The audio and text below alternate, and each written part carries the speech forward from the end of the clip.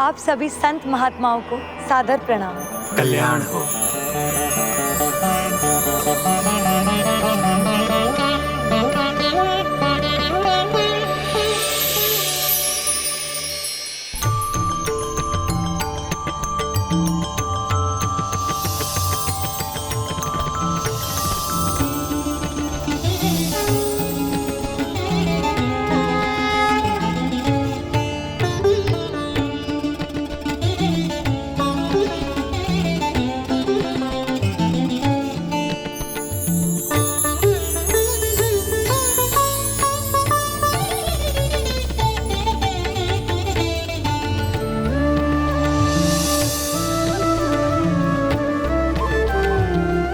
अरे बस बस बिटिया, थोड़ा सा और ले लीजिए। नहीं नहीं नहीं, थोड़ा सा।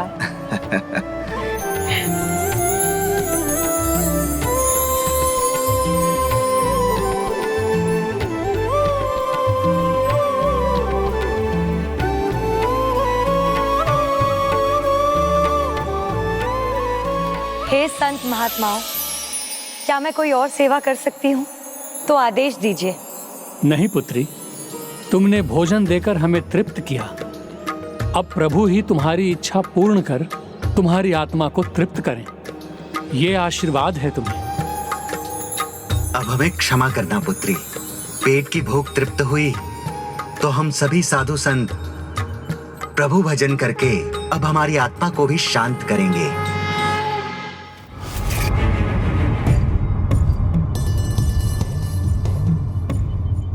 मर्यादा तो भंग नहीं होनी चाहिए, लेकिन आपके छोटे भाई की बेटी मीरा को ये ध्यान नहीं।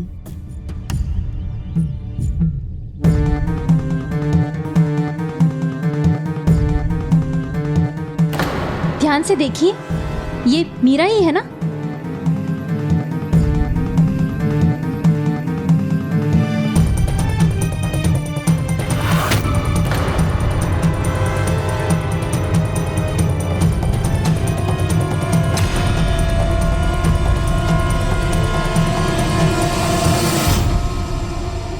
किंतु जिनका मन भक्ति से परे सांसारिक क्रियाकलाप में लगा होता है, वो भक्ति की इस धुन को नहीं समझ पाते और अब मीरा के आचरण को लेकर वो लोग प्रश्न करने लगे।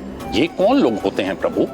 कभी ये लोग समाज के भाग होते हैं और कभी ये लोग ऐसे होते हैं जिनसे व्यक्ति का परिचय होता है, और कभी कभी तो अपने परिवारजन ही भक्ति भाव की पवित्रता को अपने शब्दों से कलंकित करने लगते हैं। अपनी आंखों से जो दृश्य मैंने देखा, उसने मेरी आंखें झुका दी।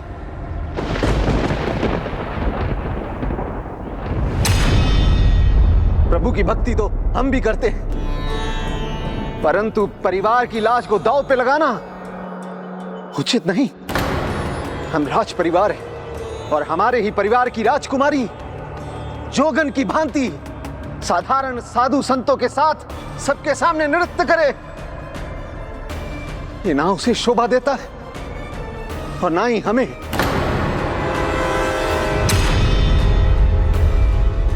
पर लगता है बहुत देर हो गई है।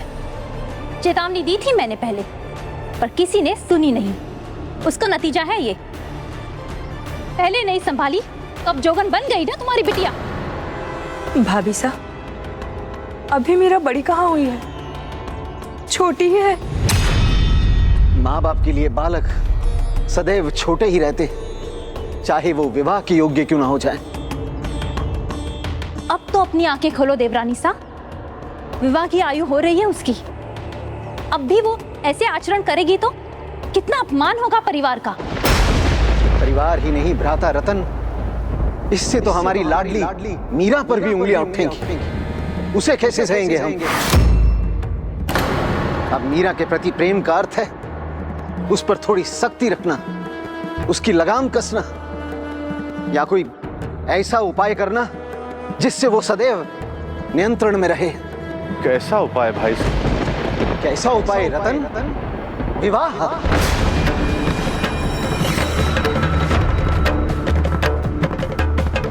किंतु वो तो समय के साथ ही होगा ना, हमें उसके लिए योग्य वर भी तो ढूंढना होगा। उसकी चिंता आप हम पर छोड़ दीजिए देवर साहब, योग्य वर हमने ढूंढ लिया है। राणा सांगा जी का पुत्र भोजराज, राणा सांगा जी का पुत्र भोजराज।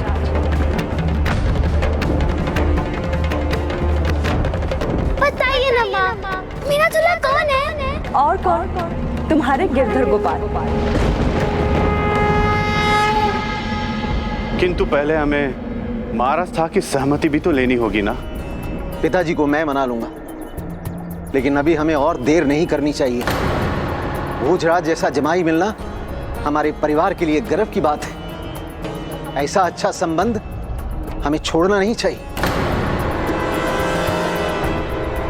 मेरे पियर से हमारे संबंधी है वो, वहां से विवाह का प्रस्ताव उन तक पहुंच जाएगा तो राणा जी मना नहीं करेंगे।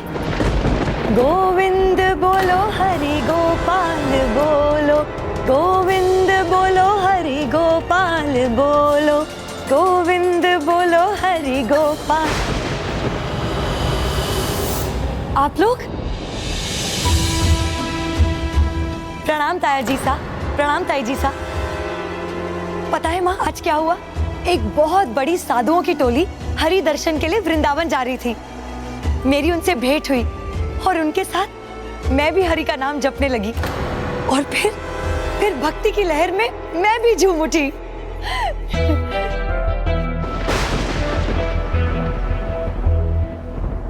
ओहो, मैं भी कहाँ यहाँ बड़ों के बीच बोलने लगी। क्षमा कीजिएगा, आप लोग बात कीजिए। मैं ये सारी कहानी अपने गिरधर गोपाल को जाकर सुनाती हूँ। प्रणाम।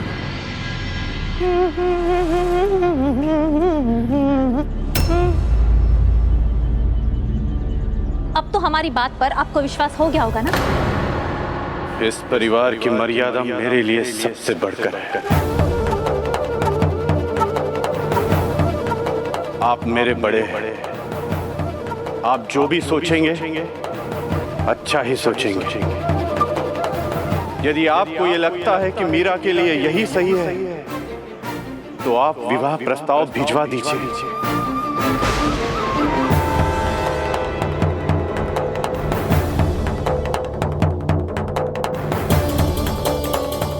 किंतु मीरा से कुछ मत कहिएगा, वो तो बचपन से ही गिरधर गोपाल को अपना दूल्हा मानती आई है।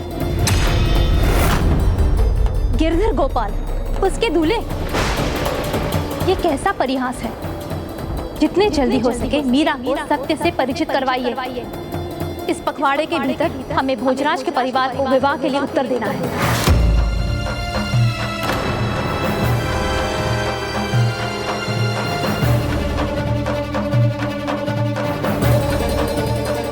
भाभी सा उचित ही कह रही है।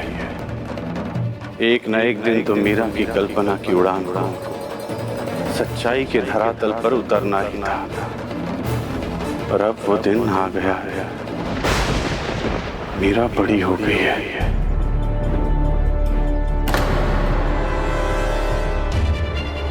बड़ी हो गई है, बच्ची नहीं रही, यही तो दुविधा है। अब मीरा का मन बहलाकर उससे कुछ मनवाना इतना सरल कहाँ रहा। अब वो जानती है उसे क्या चाहिए। मेरा मन जो चाहता है वो मुझे मिल जाए, साधु संत के आशीर्वाद सच हो जाए और आप मुझे उसी रूप में मिल जाएं जिस रूप में आपने गोपियों के साथ रास लीला रची थी, जिस रूप में आपने राधा जी के साथ प्रेम किया था। हे गिरधर गोपाल, मुझे पूरा विश्वास है आज नहीं तो कल आप मुझे अवश्य मिलेंगे। गुरुदेव की बातें झूठी नहीं हो सकती। उन्होंने कहा था कि साधु संत की सेवा का फल स्वरूप आपके दर्शन के सौभाग्य मिलेंगे, किंतु मुझे केवल आपके दर्शन नहीं, आप चाहिए, साक्षात आप चाहिए प्रभु, साक्षात आप चाहिए।